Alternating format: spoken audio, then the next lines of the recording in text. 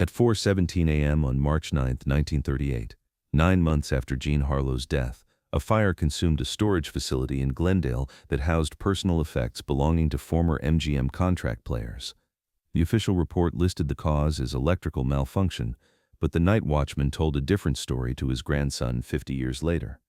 He'd seen two men in expensive suits arrive at 3:45 a.m. in a black Packard with no license plates. They'd entered the building with keys, spent 18 minutes inside, and left carrying nothing.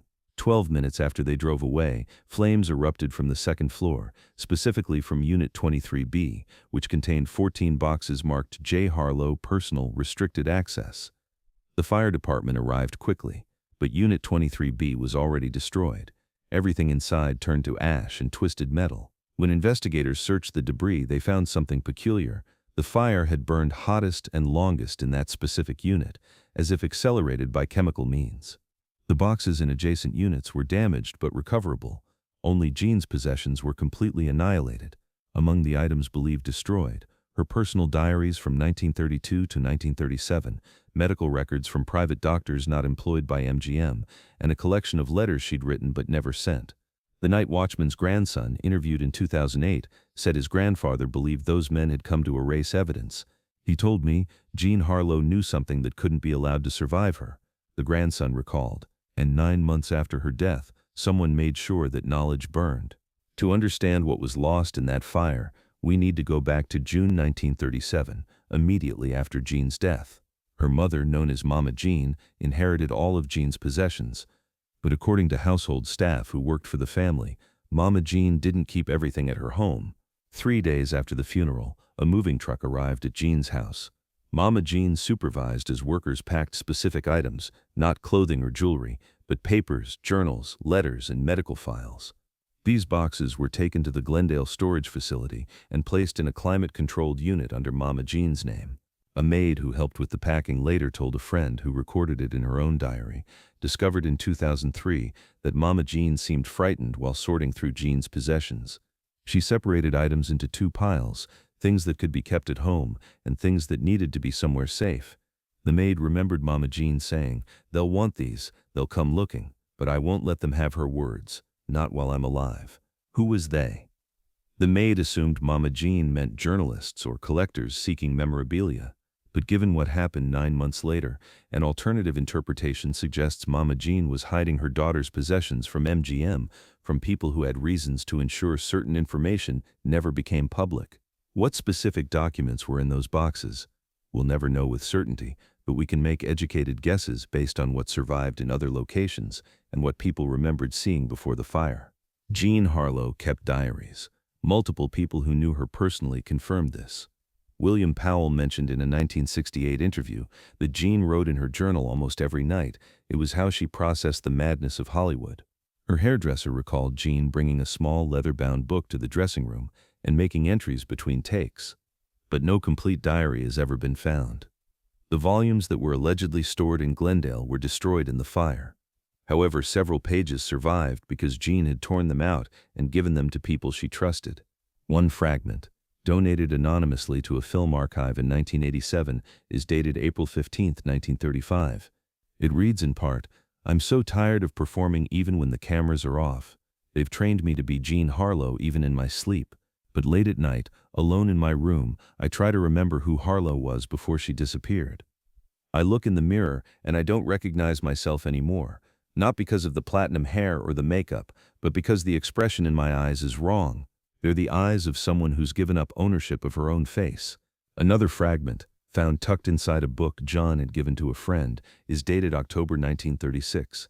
"The doctor told me today that my kidneys aren't functioning properly." He used medical language, but what he meant was clear. "I'm dying, and nobody knows why. I think I know why. I've known for months but been too afraid to write it down. If I write it, it becomes real. If I write it, it becomes evidence. But maybe that's exactly what it needs to be." That entry stops there.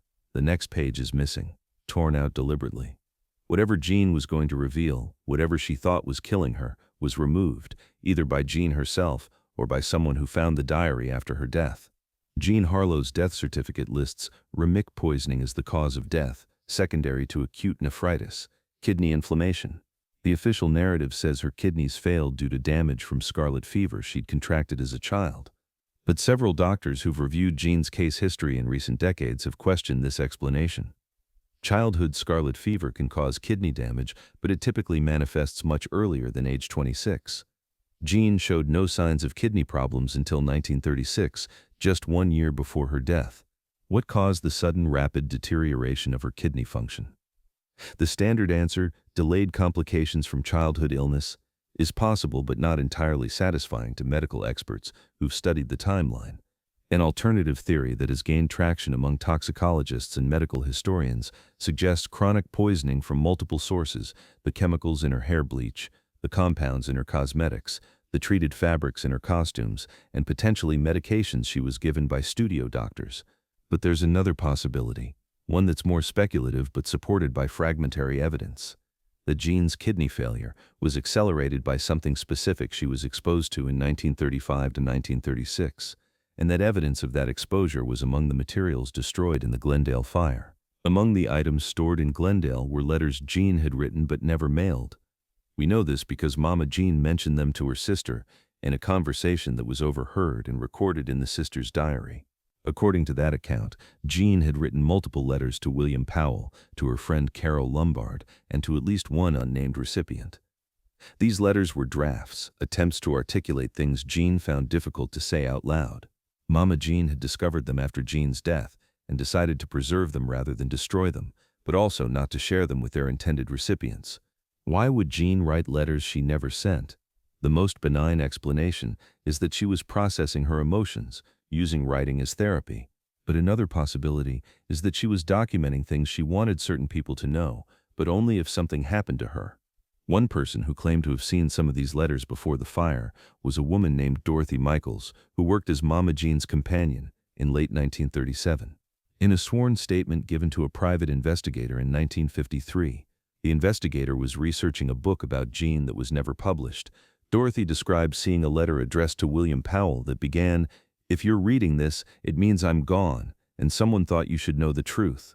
The letter allegedly went on to describe Jean's fears about her health, her suspicions about why she was getting sicker, and her belief that they won't let me stop working long enough to save myself.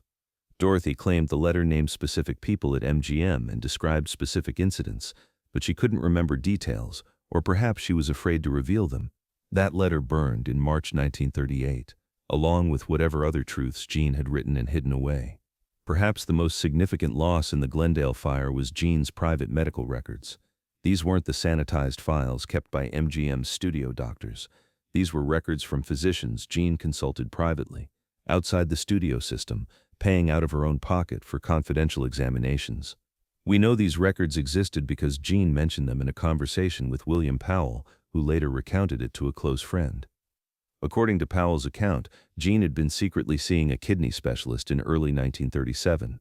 The doctor had run extensive tests and concluded that Jean's kidney damage was inconsistent with childhood scarlet fever and appeared to be recent in origin. The doctor had recommended immediate hospitalization and further testing to determine the cause of the kidney failure. Jean had agreed but said she needed to finish filming Saratoga first. She'd promised the doctor she would provide him with a detailed history of her medical treatments over the previous 2 years, including all medications she'd been given by MGM's doctors. Jean died before she could return to that kidney specialist. The records from her consultations, the test results, the doctor's notes, the detailed medical history she'd begun compiling were placed in the Glendale storage facility.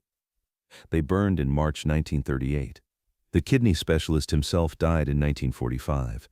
His patient records were donated to a medical school, but Jean's file was missing. Whether it was lost, destroyed, or removed by someone who didn't want its contents preserved remains unknown. Here's the theory that emerges from the pattern of destroyed evidence. Jean Harlow discovered that she was being systematically poisoned, likely through medications provided by MGM. She began documenting her suspicions in her diary and compiling medical evidence through private doctors. She wrote letters explaining what she'd discovered, intending them to be delivered if something happened to her. Then she died, suddenly and young, before she could make her findings public.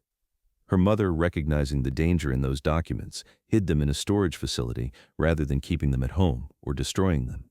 She may have been waiting until she felt safe to release them, or she may have intended them as insurance, evidence that would discourage anyone from harming the family.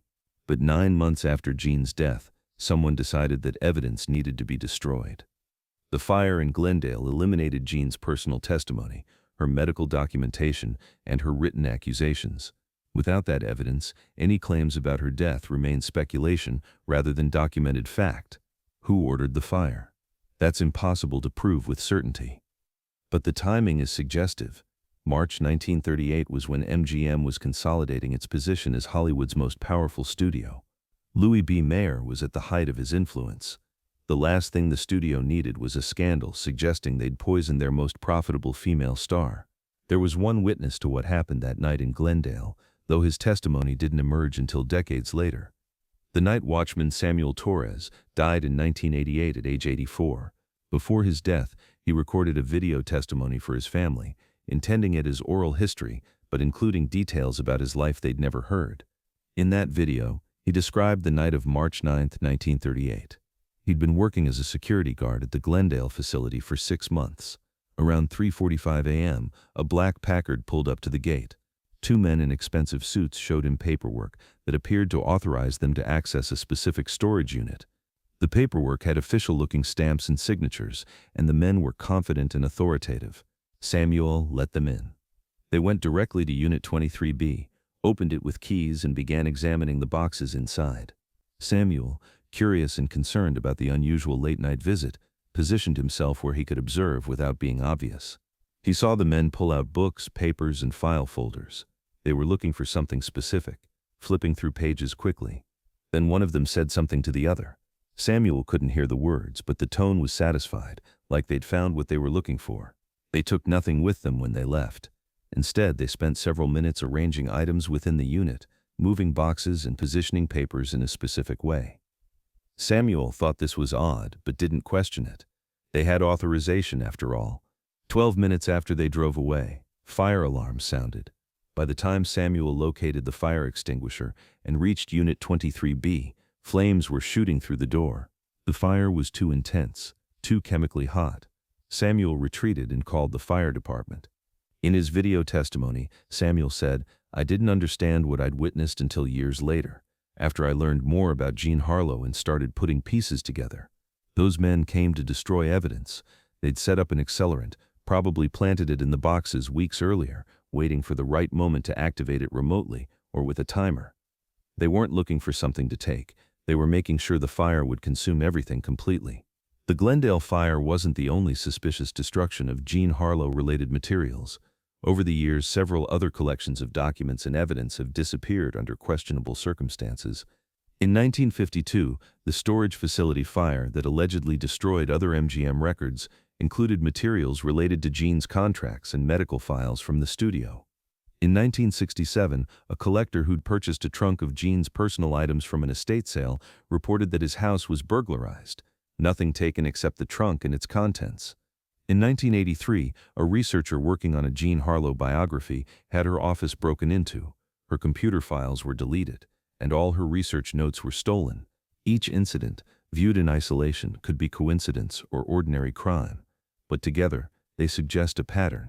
Someone, or some organization, has been systematically eliminating evidence related to Jean Harlow's death for over 80 years. Who has the motivation, resources, and longevity to maintain such an operation? The most obvious answer is MGM itself, or rather the corporate entities that absorbed MGM over the decades. But that raises the question, what information could be so damaging that it's worth pursuing for 8 decades? The fire in Glendale destroyed irreplaceable evidence. Jean's own words, her diaries, her letters, her attempts to document what was happening to her are gone forever. The medical records that might have proven her suspicions about poisoning are ash. The photographs, documents, and personal items that might have provided context are vanished. What we're left with is fragments, shadows, suggestions of a larger truth that can never be fully reconstructed. We have testimony from people who saw documents before they were destroyed. We have suspicious patterns of evidence elimination. We have medical analyses that question the official cause of death. We have Jean's own fragmentary writings hinting at knowledge too dangerous to share openly. But we don't have proof. We don't have the smoking gun that would transform speculation into certainty. And maybe that's exactly the point of destroying evidence. Not to eliminate the questions, but to ensure they can never be definitively answered. Samuel Torres, the night watchman, ended his video testimony with a reflection that haunts everyone who studies Jean Harlow's death. "I let them in. I let them destroy the evidence. I didn't know what I was participating in, but ignorance isn't innocence. For 50 years, I've wondered what was in those boxes. What did Jean Harlow write that was so dangerous it had to be burned? What did she know that couldn't be allowed to survive her? We'll never have answers to those questions because the answers burned in Glendale in March 1938. Jean Harlow tried to document her truth, and someone made sure that truth would die with her. But here's what troubles me most. The destruction didn't stop with Jean's death. For 87 years, evidence has continued to disappear. That suggests the information Jean possessed isn't just historically damaging, it's still relevant, still threatening, still worth suppressing. What secret could be so dangerous that it requires eternal vigilance? What did Jean Harlow know that someone is still trying to keep hidden after nearly a century? The fire that destroyed her possessions gave us one clear message. Some truths are considered too dangerous to survive. The question is whether we accept that, whether we allow the powerful to control which stories get told and which get reduced to ash. Jean Harlow wrote her truth in diaries and letters. She compiled evidence in medical records. She tried to leave behind documentation of what was done to her. And someone burned it all, erasing her testimony as thoroughly as they'd erased the woman herself. We can't recover what was lost, but we can ask why it was destroyed. And we can decide whether we're willing to let that destruction be the final word, or whether we demand accountability even when the evidence has turned to ash and the witnesses are long dead. The fire in Glendale burned for 3 hours. Jean Harlow's voice has been silent for 87 years. How much longer will we accept that silence as the price of Hollywood's golden age?